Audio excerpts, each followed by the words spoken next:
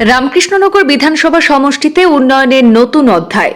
3টি স্কুলের নতুন ভবন সহ 2টি গুরুত্বপূর্ণ ব্রিজের শিলান্যাস করে উন্নয়নের কাজ আরও এক ধাপ এগিয়ে নিলেন বিধায়ক বিজয় মালাকার। पुरुष महाराज की भगवान की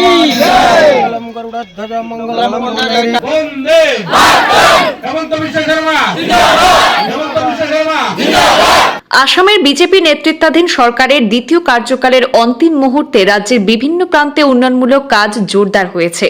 তারই ধারাবাহিকতায় সোমবার শ্রীভূমি জেলার রামকৃষ্ণনগর বিধানসভা কেন্দ্রের অন্তর্গত দুর্লভছড়া এবং লালছড়া জিপিতে একাধিক প্রকল্পের শিলান্যাস করেন বিধায়ক বিজয় মালাকার। এই দিনে 3টি স্কুলের নতুন বিল্ডিং এবং 2টি নতুন ব্রিজের শিলান্যাস করা হয়। 1223 নম্বর শান্তা কালী এলপি স্কুল, 754 নম্বর লালছড়া এলপি স্কুল এবং 736 নম্বর মাগুরাছড়া এলপি স্কুলে ভূমি পূজনের মাধ্যমে নতুন ভবনের শিলান্যাস সম্পন্ন হয়। প্রধানমন্ত্রী চা শ্রমিকদের জন্য যে যোজনা তৈরি করেছেন, সেই যোজনার অধীনে 2025-26 অর্থ বছরে মোট 1,05 লক্ষ টাকা ব্যয়ে এই 3টি বিদ্যালয় ভবন নির্মাণ করা হবে বলে জানানো হয়। এদিন পাশাপাশি কয়লাঘাট এবং লালছড়ায় 2টি নতুন ব্রিজেরও শিলান্যাস করেন বিধায়ক।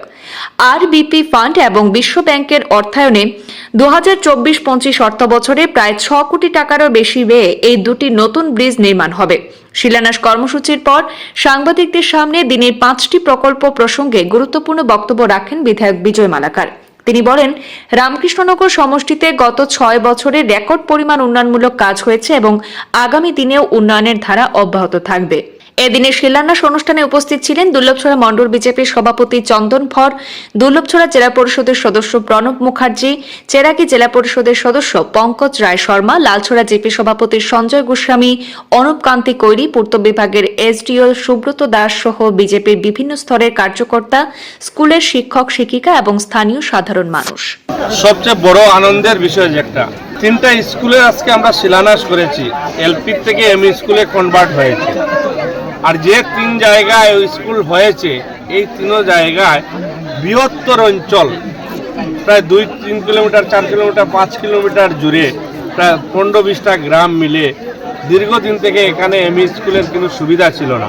আর এই 3টা এমই স্কুল এলপি থেকে এমই স্কুল হিসাবে কনভার্ট হয়েছে, উন্নতিকরণ হয়েছে। এটার শিলান্যাস 3 জায়গায় করেছি, এটা দুর্লভছড়া, এটা লালছড়া আর এটা সিংড়াচিপির মাগুরাতে।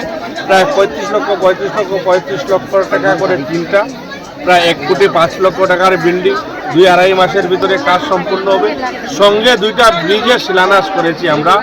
বেটারবন থেকে লালছড়া হয়ে যে ব্রিজ, এই ব্রিজের 1,12 লাখ টাকা, 1,18 লক্ষ টাকা। আর এই কয়লাঘাটের প্রায় 2 লক্ষ কম 5 কোটি টাকার ব্রিজের শিলান্যাস করেছি। টোটাল 5টা ব্রিজের শিলান্যাস করেছি। আর আপনারা যদি দেখেন, এই রাতাবাড়িতে সত্যিকার অর্থে যদি উন্নয়নের জোয়ার